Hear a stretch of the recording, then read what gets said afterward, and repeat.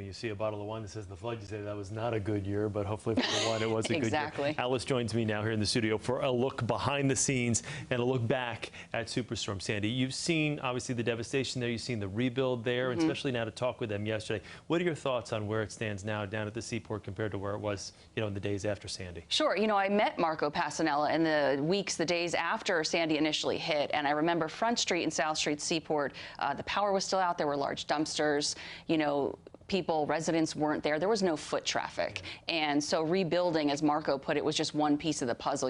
They were hurt for years because there just wasn't anybody down there. It took them a little while to get back up on their feet. Barbaloo, I talked to the owner, Stefano, there, you saw, it took them nearly a year. And he was mentioning the neighborhood is different over there. A lot of the businesses that had been there before Sandy, they're gone. Yeah. And so the neighborhood, it's different. But there are a lot of new businesses that are there. If you go to the seaport now, it's bustling. It's really lovely to see. But you think back to some of those other places that they just couldn't make it. I mean, Marco Passanella was lucky. They had flood insurance, but a lot of people had to pay out of pocket because the money doesn't just come to you right away. And I think a lot of the people down there are probably not thinking that they have to worry about a flood, to be honest with you, because this is a once-in-a-lifetime, we hope it doesn't happen again, but to see some of those stores that are shuttered, though, to see him walking with you and be like, well, used to be a bike rental place, they never came back, this place never gave it. I mean, that's when it really sinks in how devastating this storm was for so many different pockets, whether it was the Jersey Shore, whether it was Long Island, whether it was Lower Manhattan. What does he think now moving forward? Is there that concern of, hey, I lost 10,000 bottles last time around? I mean, what if this happens again? What are your thoughts on what they've done from a resiliency standpoint to make sure this doesn't happen again? Well, a note on the wine real quick. I asked him what's going to happen, if a Sandy should come back, and he said they're going to put the wine, somewhere else because they had put it up high. Yeah. They had put it behind a closed door, and it was gone. The real expensive stuff they put somewhere else, though. But he says, with the addition of the Tin Building over there, the Jean Georges building, that's really brought in additional foot traffic. Barbaloo says that Pier 17, the concerts, those events bring a lot of customers in. So the redevelopment over there has certainly helped those businesses. So they're really optimistic. They feel that, especially with COVID, I mean, that was another setback. Yeah. But they feel like right now things are pretty strong over there. And from a resiliency standpoint, everyone I spoke to for that story said some improvements have been made, but they're not there yet. If a Sandy should hit, I mean, they're gonna be flooded. There are some small things that have been done, but ultimately there needs to be more permanent, bigger solutions. It's amazing, like the tale of two cities. I remember that one overhead shot of basically a blackout for all of Lower Manhattan and the Upper West Side, Upper East Side. I lived on the Upper West Side at the time, and compared to what happened at the Jersey Shore and even Lower Manhattan, it was like nothing had happened. It was literally like a tale of two cities. So, which brings me back to New Jersey. You and I are both born and raised. I was at the Jersey Shore when the storm hit and down there for days after. Where were you when the storm hit? So I was actually at my parents' house in North Jersey. I was working for a New Jersey TV station. So I did a lot of work on the storm preps leading up to Sandy. And I remember distinctly being in Belmar, and they were pumping out water from Lake Como, Lake Silver, or Silver Lake over there, pumping the water into the ocean. People over there. Remember, Irene had hit just the year before, and people were showing me pictures of the flooding there. See, that's what they were doing back then. Now they actually have an automated system, which we got a glimpse of this year as they were preparing for a different storm. So they were pumping out, it was like 1,400 gallons a minute was going into the ocean to try and help over there. And I remember looking at the boardwalk. It was a sunny day, and it's like, oh, nothing's going to happen here. The boardwalk looks glorious. And then, of course, it hit. The boardwalk was destroyed. It took a while to rebuild that over there down the shore. So, they were hit hard. And for months after, you saw all these boarded up businesses. I remember DJs. Sure, who doesn't? That's a favorite down the shore. If DJs can get hit, it's got to be a big storm. Yeah. So all these places down the shore, Yeah. And in North Jersey, where I was, we were lucky. We watched the trees fall, of course, but we actually lost power briefly, I believe, but we had it. Yeah. And I remember feeling so grateful because all you heard about were people, who were without power for months. Yeah, my folks in Bergen County were without power for 2.5 weeks. I mean, all the trees at the front of the house down, without power for 2.5 weeks. It's funny you bring up Lake Como and, being down there.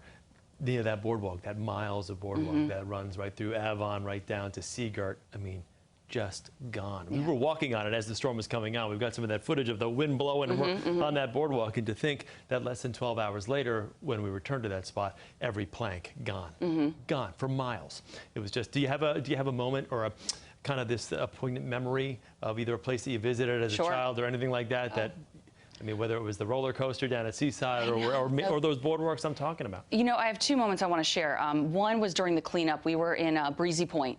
You know, the images of the homes burning there. Nobody will forget that. But to see the devastation in person after, you see the appliances, you know, you really get the sense, gosh, this was people's everything. They were doing Operation Gut and Pump. So a bunch of volunteers went there. They were clearing out the mold.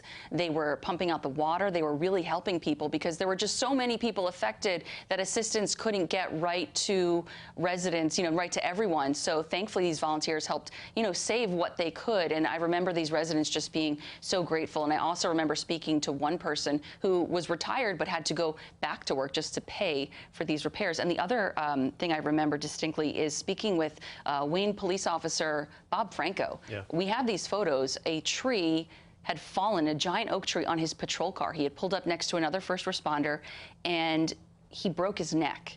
And the tree was wrapped in a live wire. So that's him there. That's what he's holding. That's a piece of the oak tree they were presented with. Doctors thought he would never walk again. So imagine somebody's in that patrol car, and they rescued him out of there. And I remember he was so grateful because, again, it was wrapped in a live wire, and he was saying nobody should have come to help him, and they did. And that was him leaving Kessler. He walked out of there. They said he wouldn't walk. He did it, and he's still thriving as a police officer, and that was just an incredible story. When you think of our first responders, you know, all these warnings people get. Get out and stay. You know, it's funny, when we were down at the Jersey Shore, we were along, you know, Ocean Road there, the Ocean Avenue the entire time.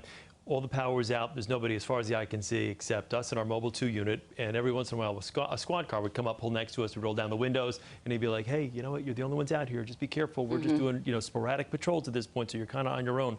But those first responders who had to go out there, and you bring up Breezy Point, I mean, once the one fire started, it was like matchsticks from... Devastating. Yeah, but it just speaks to, especially that officer in Wayne, like you talk about, it just speaks to the way people are around here. When a storm like this hits, everybody, when he says, no one should have come to get me, everybody did jump to try to save and help whoever they could. And I have one more thing, you know, that I really remember. I was looking back at some of the footage, stories I did. Do you remember the gas lines? People would wait upwards of 4+ hours for gas. You know, one of the warnings people give before the storm is make sure you have a full tank of gas. And I think people, that's kind of background noise. They don't listen to it. And then the storm hit, and it was even odd days. People were in line. People were getting angry. What you're looking at now, those were some photos I had taken. The New Jersey Attorney General was going after some gas stations that were price gouging right after Sandy. But I remember having to drive all the way down to Mercer County. You know, I worked in Central Jersey, so I had to drive an hour further just to go get gas, so I wouldn't be up in North Jersey bothering on one of those lines. That was our biggest problem with the Mobile 2 unit. We needed to gas up, and we needed to save enough to be able to get out to a gas station because everything was closed. Nothing was operational. Alice, thank you. Yes. Talk with you about this. And once again, we thank Alice Gaynor for joining us for our look behind the story, and we'll be revisiting our reporting from Superstorm Sandy all week long on CBS News New York. And in our special documentary, Sandy, 10 years later, streaming tonight at 7 p.m. You got to check it out.